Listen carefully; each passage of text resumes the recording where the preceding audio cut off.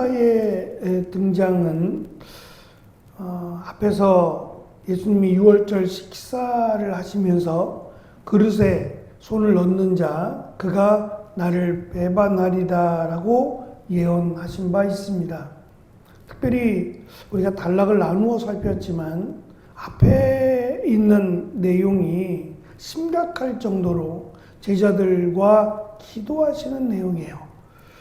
그 기도에도 불구하고 여전히 예수님을 죽이려고 하는, 그리고 12제자 가운데 한 사람인 가룟 유다가 예수님을 배반하고 팔고 넘겨준다라고 하는 사실입니다.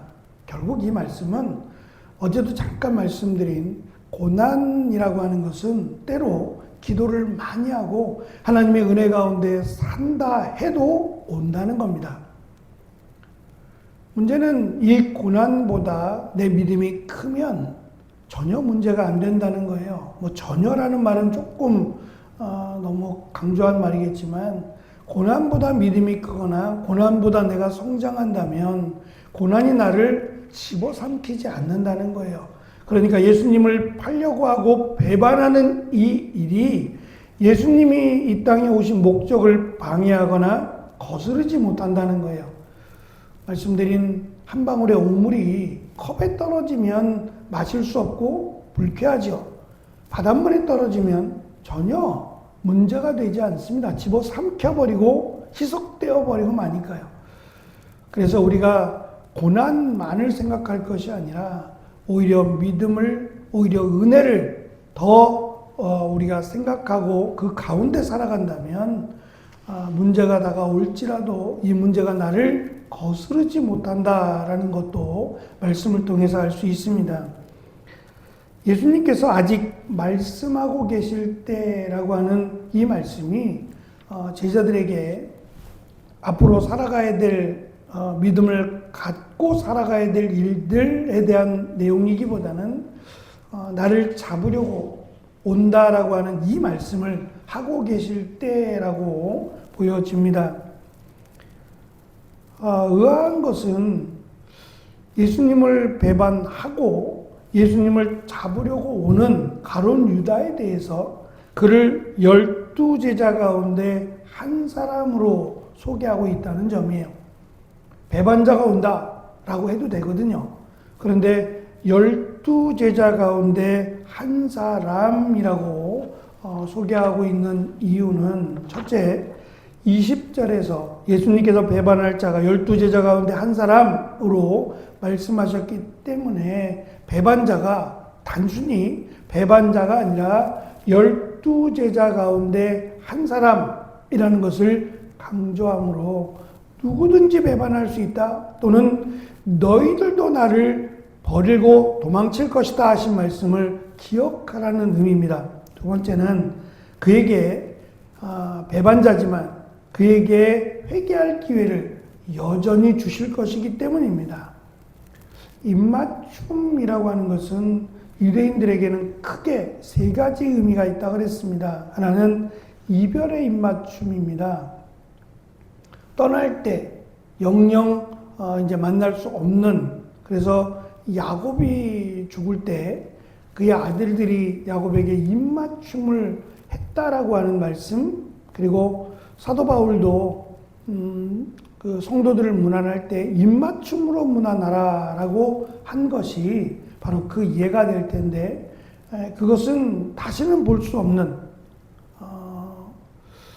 단순히 사랑만으로 표현하기에는 너무도 진한 우정 그 이상의, 그래서 이 땅에서는 다시 만날 수 없는 믿음 때문에 죽음을 당하는 그런 일들 앞에서 입맞춤으로 서로를 문안하라라고 하는 격려와 위로를 했습니다. 두 번째는 우리가 잘 아는 사랑의 입맞춤입니다.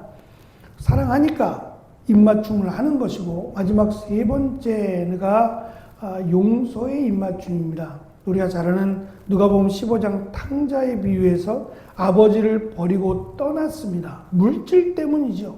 그리고 다시는 안 볼 것처럼 멀리 갔는데 모든 것을 잃고 그 아들이 아버지의 종이 되겠다 결단하고 돌아옵니다. 뭐 피쩍 말랐을 것이고 뭐 여러 가지 행복한 모습보다는 앞으로 어떻게 살아갈까라고 하는 절망적인 모습으로 집으로 오고 있는 그 아들을 맞이하여 달려간 사람은 아버지고, 그 아버지가 아들을 보자마자 안아주고 입을 맞춰줍니다. 물론 손에 가락지도 껴주고 반지도 껴주고 신발도 신기고 뭐 옷도 갈아입히게 합니다만, 입을 맞춰준다라고 하는 것은 더 이상 묻지도 않고 내가 너를 용서했다라고 하는 의미가 담겼어요. 그래서 어떻게 또 내가 준 그 많은 재산을 어디다 썼느냐 묻지 않습니다. 이미 지나간 과거고, 그것보다는 돌아왔다는 것이, 아버지의 아들로 다시 돌아왔다는 것이 더 기쁘고 더 중요하죠. 그래서 가룟 유다가 사실은 예수님 12명이 이렇게 모여 있잖아요. 가룟 유다가 뺀 12명이 모여 있는 중에 우왕좌왕하다가 도망칠까봐, 못 잡을까봐 이가 바로 예수다라고 하는 신호를 짰는데, 그것이 입맞춤이에요. 말씀드린 사랑의 입맞춤, 존경의 입맞춤이어야 되는데, 이 입맞춤을 배반의 입맞춤으로 사용하고 있습니다. 참 잔인한 건데, 예수님은 그걸 아셨음에도 불구하고 받아주셨다는 거예요. 가룟 유다의 입맞춤을 받아주신 것은 내가 너를 용서하겠다라고 하는 의미였습니다. 문제는 그 의미를 깨닫지 못하고 어리석은 결정을 했다는 거죠. 예수님과 그 가룟 유다와 함께 칼과 몽둥이를 들고 온 자들, 그들이 누구냐라고 한다면, 대제사장이 성전을 지키게 하기 위해서, 성전에 가끔씩 일어나는 폭동을 잠재우기 위해서 고용한 직업군인들입니다.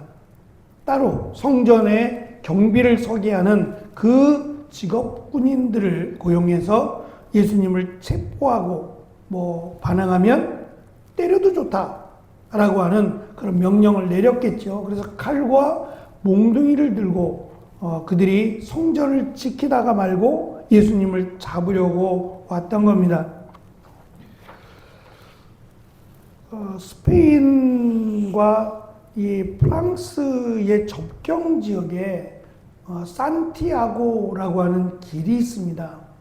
예전에 차승원이 등장했던 하숙집이라고 하는 예능 프로그램이 있었는데, 여기서 이제 산티아고를 순례하는 그들을 하루 재워주면서 그들에게 한국의 음식을 소개하고 또 뭐 그들과 함께하는 그런 예능 프로그램입니다. 그 산티아고가 780km입니다. 부산보다 훨씬 멀어요. 그런데 한 달 거리인데, 걸어서 한 달 순례인데, 야, 이걸 어떻게 가? 780km를 걸어간다고? 한 달 동안 걸어간다고? 라고 생각하면 못 갑니다. 근데 이것을 결정한 사람들은 나름의 의미가 있어요. 그냥 쉽게 결정하는 건 아닙니다. 한 달 동안 걷는 것은 그냥 쉬엄쉬엄 그런 마음으로 걷기보다는 무언가 나름의 다짐을 가지고 대부분 사람들이 걷는다고 해요. 그래서 780km를 완주한 산티아고의 순례길을 걸었던 그들에게 물었답니다. 어떻게 해서 이 길을 완주할 수 있었습니까? 비법이 뭡니까? 라고 물었더니 그가 대답합니다. 오늘만 최선을 다해서 걷자. 오늘만 최선을 다해 걷자. 그게 비법이랍니다. 오늘을 최선을 다해 걷다 보면 내일을 최선을 다해 걷게 된대요. 그래서 그 예능 프로그램에서 그들이 하는 대화를 이렇게 식사를 하면서 한국 사람도 있어요. 그러면서 그들이 하는 말을 듣다 보니 나도 걷고 싶은데? 라고 하는 마음이 생겼습니다. 처음에는 한국 사람들이 늘 그렇듯이 이것저것 준비를 많이 했대요. 물통도 하나 준비하고 또 여벌의 옷도 하나 준비하고 뭐 여러 가지 뭐 준비를 좀 하고 그 길을 출발했답니다. 걷다 보니 다 필요 없대요. 뭐 물 마실 곳이 없는 건 아니니까 순례길을 가다 보면 물도 파는 곳도 있고 가다 보니까 아무것도 필요가 없더래요. 그래서 하나씩 하나씩 다 버리게 되더래요. 그들이 하는 말입니다. 하나씩 하나씩 다 버리게 되면서 내가 가지고 온 근심, 내가 갖고 있는 복잡한 마음들도 같이 버리게 되더래요. 그 순간 그렇게 홀가분할 수가 없더래요. 당장 죽는 것도 아니고 걱정은 걱정이다 라고 내려놓는 순간 자기에게는 그때부터 참 기쁨과 더불어 마치 내 모든 것이 프레시가 되는 것처럼 초기화가 되는 것 같은 느낌을 받았다. 이건 똑같이 하는 말들이에요. 잘 왔다. 고생은 고생인데 내 모든 걸 내려놓았다는 데서 기쁨과 만족을 느낀다고 얘기합니다.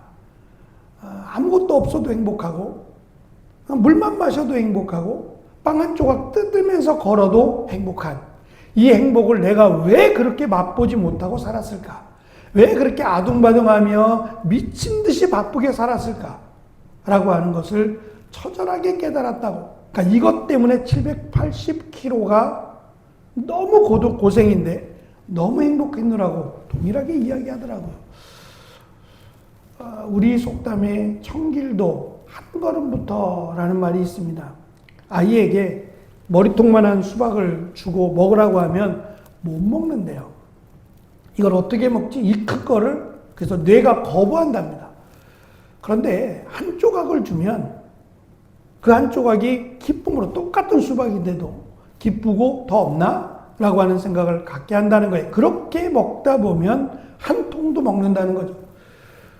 믿음 또는 신앙이라는 것, 예수님이 제자들에게 많은 걸 요구하지 않았어요. 많은 걸 준비시키지 않았어요. 어찌 보면 3년 동안 가르쳐 주신 건 딱 두 가지인 것 같아요.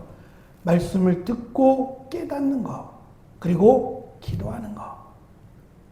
근데 이 두 가지에서 무너지면 다 무너지는 겁니다. 우리가 믿음 생활하면서 정말 큰 게 아니라 말씀에 가까이 하는 것, 말씀을 듣고 깨닫고 그 말씀 가운데 살아가는 것, 그리고 기도하는 것.